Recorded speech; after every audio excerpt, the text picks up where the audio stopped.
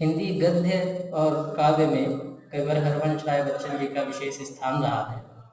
मैंने उन्हें नीड़ का निर्माण फिर कविता से जाना, जिसमें कि एक चिड़िया का बच्चा अपनी चोंच में कुछ तिनकों को दबाए हुए जा रहा है, वहाँ पर तस्वीर छपी होती थी। बड़ी सुंदर कविता उनकी, मैंने इसे कई बार पढ़ा।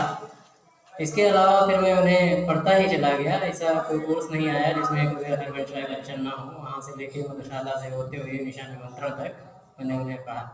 निशा निमंत्रण का एक छंद याद आता है कि हो जाए न पथ में रात कहीं, मंजिल भी हो ना दूर कहीं, यह सोच थके पथ का पलखी, डग जल्दी जल्दी धरता है, दिन जल्दी जल्दी ढलता है। उन्हीं की एक कविता पथ की पहचान, ये कक्षा 9 के सिलेबस में आती है। हिंदी यूपी बोर्ड के विद्यार्थियों के लिए बहुत ही उपयोगी काव्य कविता है कि पूर्व चलने के बटोही बाढ़ की पहचान, हे पथिक चलने से पूर्व अपने मार्ग का निर्धारण कर। पुस्तकों में है नहीं छापी गई इसकी कहानी, हाल इसका ज्ञात होता है न औरों की जवानी, अनगिनत राही गए इस राह पर उनका पता क्या, पर गए कुछ लोग इस पर छोड़ पैरों की निशानी। यह निशानी मूक होकर भी बहुत कुछ बोलती है, और इसका अर्थ पंथ का अनुमान है, पूर्व चलने के बटोही बाढ़ की पहचान का। हे पथिक चलने से पूर्व अपने मार्ग का, अपने लक्ष्य का निर्धारण करो, कहना चाहता। यह वह प्रैक्टिकल ज्ञान है, वह धरातलीय ज्ञान है जिसकी कहानी पुस्तकों में नहीं चलती, न ही किसी दूसरे से इसका हालचाल पता लगता है कि आखिर उस राह पर क्या है। तो पुस्तकों में है नहीं छापी गई इसकी कहानी, हाल इसका ज्ञात होता है न औरों की जुबानी, अनगिनत राही गए इस राह पर उनका पता क्या। इस राह पर अनगिनत राही गए, लेकिन उनका कोई पता नहीं, पर गए वो छोड़ अपने पैरों की निशानी, पर गए कुछ लोग इस पर छोड़ पैरों की निशानी। लेकिन जब अनगिनत राही इस राह से गए तो उनके कुछ अनुभव उनके पैरों की निशानी के रूप में यहाँ पर रह गए हैं, जो कि हमें पुस्तकों से ही प्राप्त होता है। यह निशानी मूक होकर भी बहुत कुछ बोलती है। वो जो कह गए, जो लिख गए, या उनके बारे में जो कहा गया, लिखा गया, वह निशानियाँ मूक होकर भी बहुत कुछ बोलती हैं। हे पथिक खोल इसका अर्थ पंथ का अनुमान कर ले। हे पथिक इनका अर्थ जान कर अपने मार्ग का अनुमान कर लो, और फिर उस पर आगे बढ़ो, पूरे चलने के बटोही बाढ़ की पहचान कर लो। हे पथिक चलने से पूर्व अपने मार्ग का निर्धारण कर लो, अपने राह की पहचान कर लो। यह बुरा है या कि अच्छा व्यर्थ दिन इस पर बिताना, अब असंभव छोड़ इसको दूसरे पर पग बढ़ा, तू इसे अच्छा समझ यात्रा सरल इससे बनेगी, सोच मत केवल तुझे ही यह बड़ा मन में बिठाना, हर सफर पंथी यही विश्वास ले इस पर बढ़ा है, तू इसी पर आज अपने चित्त का अभिमान कर दे, पूरे चलने के बटोही बाढ़ की पहचान। हे पथिक अब यह सोचना, हे राही या हे संघर्ष के पुतले जो भी आप कर रहे हो, संघर्ष कर रहे हैं, या कि आप पढ़ रहे हैं, या आप किसी लक्ष्य की प्राप्ति में अग्रसर हैं, आपके लिए कि यह गलत है, यह बुरा है, या कि अच्छा व्यर्थ दिन इस पर बिताना। यह सोचना कि आप सही है या गलत है, इस पे समय बिताना मूर्खता, क्योंकि जो आप कुछ कर गए हैं, अगर जो आप उससे पीछे हटेंगे तो उसमें आपकी हिटी ही होगी और वह आपकी हार ही बनी जाएगी।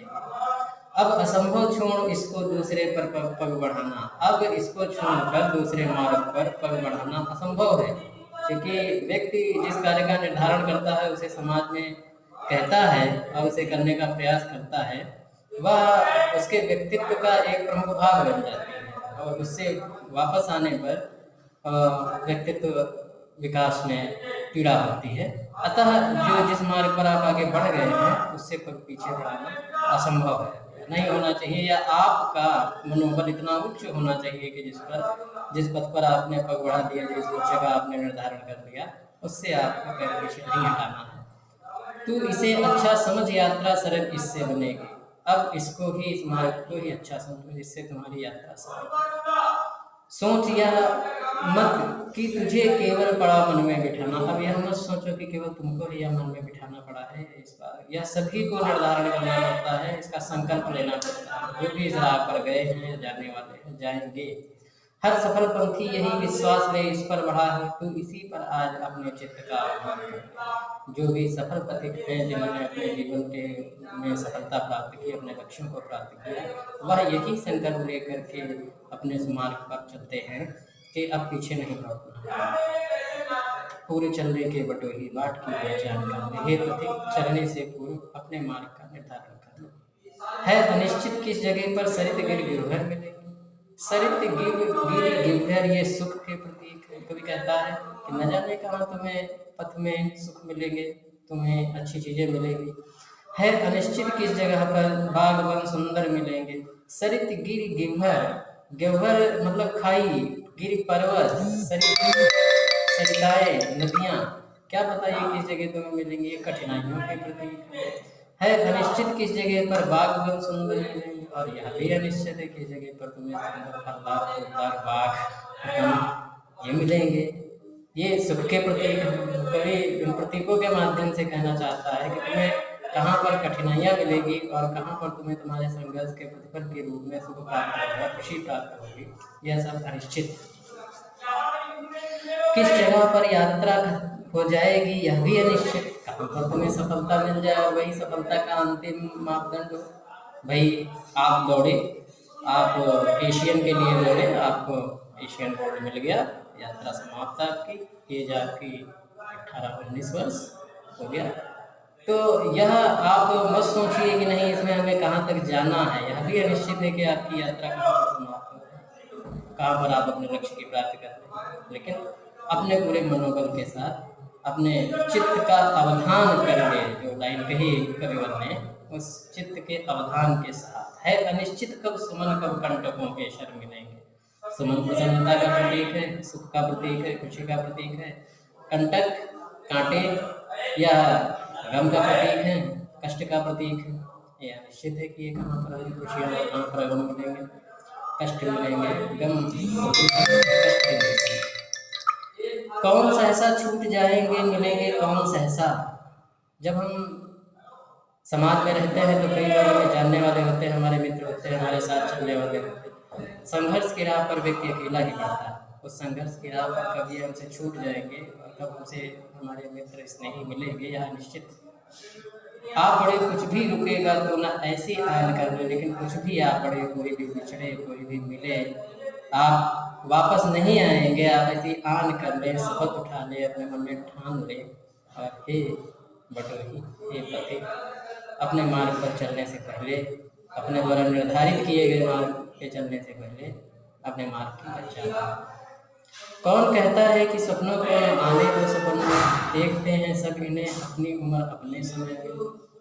यह कौन कहता है कि आप स्वप्न में देखें, आप अपने मन में सपनों को आने दो। स्वप्न ही साकार होता है। जब आप स्वप्न देखेंगे तो वही साकार भी होगा। यदि स्वप्न ही न देखा गया तो साकार नहीं होगा। आवश्यकता आविष्कार की जननी है और मनुष्य हमेशा खोजी तथा स्वप्न प्रवृत्ति का रहा है। अतः कवि यहाँ पर कहता है कि आप स्वप्न देखें, भरपूर देखें।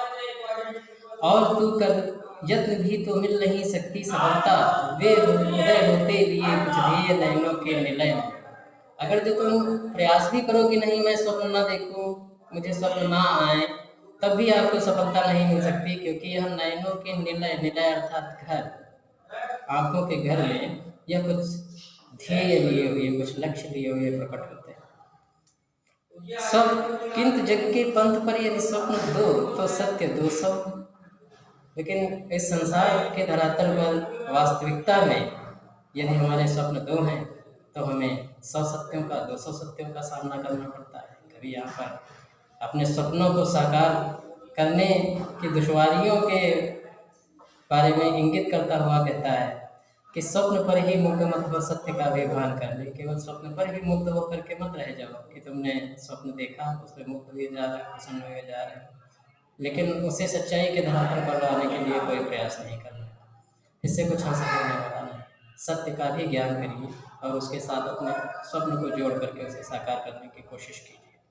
पूर्व चलने के बटोही बाट की पहचान कर ले, और हे पथिक चलने से पूर्व अपने मार्ग का निर्धारण कर ले। स्वप्न आता स्वर्ग का, द्रव कोरकों में दीप्ति आती।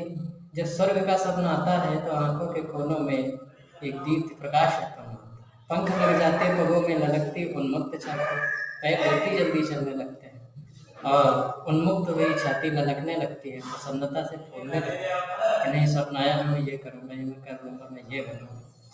रास्ते का एक कांटा पांव का दिल चीर देता, लेकिन उस मार्ग पर बढ़ते ही मार्ग में आने वाली एक कठिनाई उसे पथिक को व्यवस्थित कर देती है, हतोत्साहित कर देती है। रक्त की दो बूंद गिरती, एक दुनिया डूब जाती। रक्त की दो बूंद गिरना मतलब मन को कष्ट होता है, और वह स्वप्न हमें ऐसा दुष्कर दिखाई देने लगता है कि नहीं, हम इसे नहीं प्राप्त कर सकते, इसकी शुरुआत में ही हमें जब इतने कष्ट हैं। पांव पृथ्वी पर टिके हों, कंटकों की इस अनोखी आंख में हो स्वर्ग, लेकिन पांव पृथ्वी पर टिके हों, कंटकों के इस अनोखी सीख का सम्मान कर ले, पूरे चलने से बटोही बाट की पहचान कर ले। कहते कवि कहते हैं कि देखिए, हरिवंश राय बच्चन जी ने जब गद्य लिखा तो गद्य को पढ़िए तो ऐसा लगता है कि नहीं पद्य साथ साथ चल रहा है, और जब आप उनके पद्य को पढ़ेंगे तो लगेगा कि नहीं गद्य उसके साथ साथ चल रहा है। शब्दों में ही अर्थ को रहित करने वाले एकमात्र कवि कविवर हरिवंश राय बच्चन जी को मेरा नमन है।